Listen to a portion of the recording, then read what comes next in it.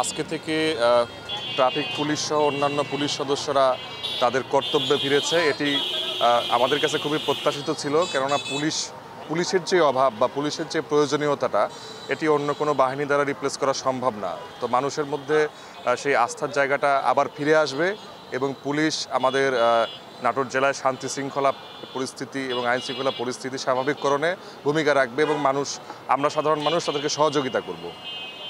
Police কর্মে ফিরে এসছে, ঠিক আছে, আলহামদুলিল্লাহ, কারণ পুলিশের আমাদের দরকার আছে। কিন্তু পুলিশের কাছে আমাদের চাওয়া পাওয়া হলো তারা যেন সরকারের লাঠিয়াল হিসাবে কাজ না করে, তারা জনগণের সেবক হিসাবে কাজ করবে।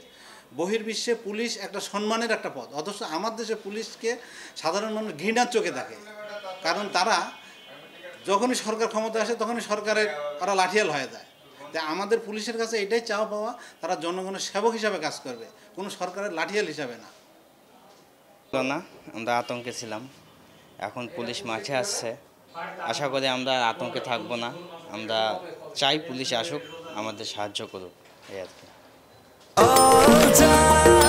নিশ্চিন্তে খান স্বাস্থ্যকর অল টাইম পান, অল টাইম হেলদি লাইফ।